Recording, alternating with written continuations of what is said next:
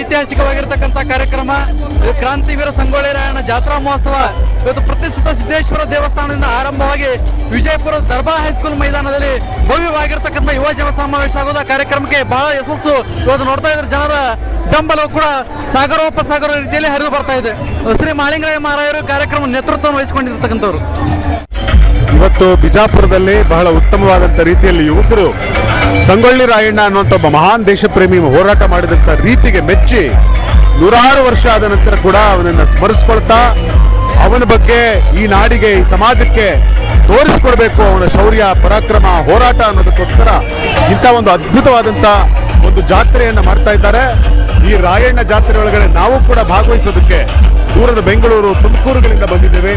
So Sangolli ರಾಯಣ್ಣನ ಜಾತ್ರೆ ಅವನ ಪರಾಕ್ರಮ ಅವನ ಶಕ್ತಿ ಅವನ ಸಾಮರ್ಥ್ಯಕ್ಕೆ ಪ್ರತೀಕವಾಗಿ ಇವತ್ತು ಯುವಕರು ಸೇರಿದ್ದಾರೆ. ಈ ಜಾತ್ರೆಯಲ್ಲಿ ಸೇರಿ ನಾವು ಕೂಡ ಪುನೀತರಾಗಿದ್ದೀವಿ ಅಂತ ಹೇಳಲಿಕ್ಕೆ ನಾನು ಸಂತೋಷ ಪಡ್ತೀನಿ. ಬಿಜಾಪುರದಲ್ಲಿ ಇಂದು ಏನು ಭವ್ಯವಾದಂತ ಮೆರವಣಿಗೆ ಸಂಗೊಳ್ಳಿ ರಾಯಣ್ಣ ಜಾತ್ರೆಯ ಮುಖಾಂತರ ಸೇರಿರ್ತಕ್ಕಂಥದ್ದು ಕರ್ನಾಟಕದ ಇತಿಹಾಸದಲ್ಲಿ ರಾಯಣ್ಣನ ಹೆಸರಿನಲ್ಲಿ ಈ ರೀತಿಯಾದಂತಹ ಒಂದು ಜಾತ್ರೆ ಆಗ್ತಾ ಇರ್ತಕ್ಕಂಥದ್ದು ಬಹಳ ಹೆಮ್ಮೆಯ ವಿಚಾರ.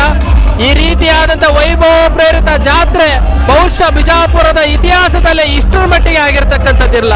ಇವತ್ತು ಯುವಕರ ಕಿಚ್ಚು ಎಷ್ಟರ ಮಟ್ಟಿಗೆ ಇದೆ ಅಂದ್ರೆ ಈ ಬಿಜಾಪುರದ ಗಲ್ಲಿಗಳಲ್ಲಿ ರಾಯಣ್ಣ ರಾಯಣ್ಣ ರಾಯಣ್ಣ ಎಂಬ ಘೋಷಣೆ ಮೊಳಗ್ತಾ ಇದೆ.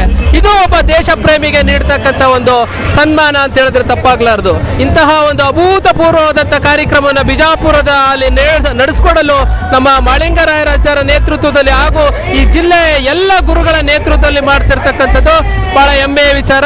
ಈ ರೀತಿಯಾದಂತಹ ಕಾರ್ಯಕ್ರಮಗಳು ಇವತ್ತು ಇಡೀ ರಾಜ್ಯದಲ್ಲಿ ಮುಂದಿನ ದಿನಗಳಲ್ಲಿ ಆಗಕ್ಕೆ ಇದೊಂದು ಸ್ಫೂರ್ತಿದಾಯಕ ಅಂತ ಹೇಳಿದ್ರೆ ತಪ್ಪಾಗ್ಲಾರ್ದು. ಇಂತಹ ಅಭೂತಪೂರ್ವ ಕಾರ್ಯಕ್ರಮವನ್ನು ಆಯೋಜನೆ ಮಾಡಿದಂತಹ ಬಿಜಾಪುರದ ಎಲ್ಲ ಹಿರಿಯರಿಗೆ ಸಮಸ್ತರಿಗೆ ಪ್ರೀತಿಯ ಧನ್ಯವಾದಗಳು.